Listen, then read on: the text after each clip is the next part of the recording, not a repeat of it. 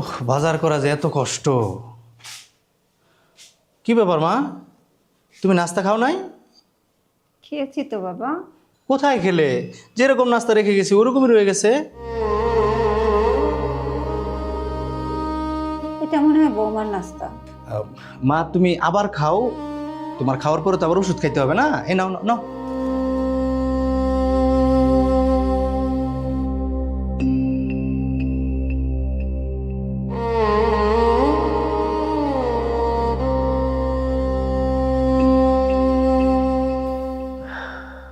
JC তো আর শুধু শুধু রাগ করে না। আচ্ছা মা, তুমি কি আস্তে আস্তে রান্নাটা করতে পারবা? হ্যাঁ পারবো তো বাবা। আচ্ছা তাহলে তো খুবই ভালো হয়। তো তুমি নাস্তাটা করে নাও।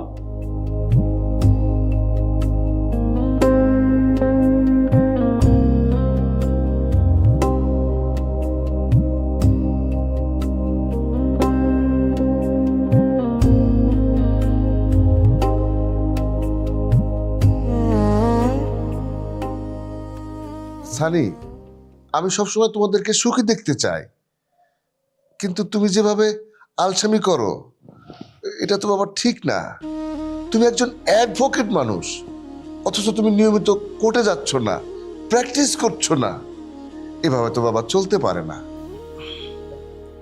কিন্তু মিথ্যে কথা বলতে আমার ভালো লাগে না। সেটা তোমার আগেই ভাবা উচিত ছিল বাবা। শোনো বাবা, তোমার একটা মিথ্যা কথায় যদি একজন নির্দোষ মানুষ মুক্তি পায়, তাহলে কি সেটা কি খুব খারাপ হবে?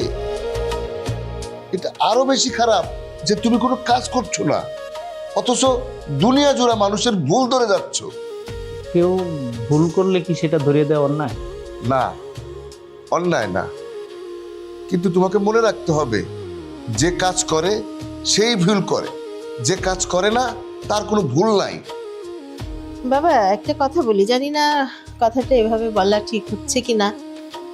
5 বছর হলো তোমাদের বিয়ে হয়েছে, এখনো বাবা মা হলে না।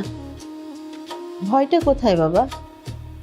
তোমার কি মনে হয় সন্তান হলে আমার মেয়ে তোমার মাকে দেখবে না? এই কয় বছরে কি ওকে তুমি একটুও চিনতে পারোনি? না মা, বিষয়টা আসলে ওরকম না। বিষয়টা তাহলে কি বাবা? খোলা চোখে তো তাই মনে হয়। বিষয়টা হচ্ছে, তোমাকে কোনো ব্যাখ্যা দিতে হবে না। তোমার আলসেমিটা ছাড়া তোমার আর কোনো দোষ নেই। তুমি আলসেমিটা ছাড়ো, ঘর ছেড়ে বের হও, দেখবে প্রতিদিন পাল্টে যাওয়া পৃথিবীটা আসলেই সুন্দর। ঠিক আছে, আমার যেহেতু ঘরে থাকাই সমস্যা, আমি ঘর থেকে বের হয়ে যাবো বাবা। তুমি যদি নিছক আড্ডা দেওয়ার জন্য ঘর থেকে বের হতে চাও, তাহলে কোনো দরকার নেই। তুমি কাজের জন্য ঘর থেকে বের হও।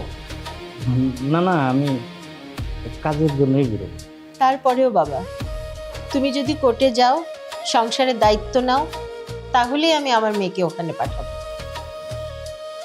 জি জি আম্মা, আমি সংসারের দায়িত্ব নিব। যদি তাই হয় তাহলে আমরাই হবো পৃথিবীর সবচেয়ে সুখী মানুষ। বাবা অনেক হয়েছে, থামো, আর একটাও কথা বলুন না প্লিজ। সানি চলো খেতে, চলো সবাই মিলে খেতে যাবো, চলো। না, আমার ক্ষুধা নেই, আমি খাবো না। মিথ্যা কথা বলতে পারো না তো বলতে আসো কেন? চলো খেতে চলো সবাই মিলে। বাবা মা বিকেলে সানি আর আমি বাসায় চলে যাব, তাই আজকের মতো আমার হাতের রান্না শেষবারের মতো খেয়ে নাও, চলো। চলো চলো।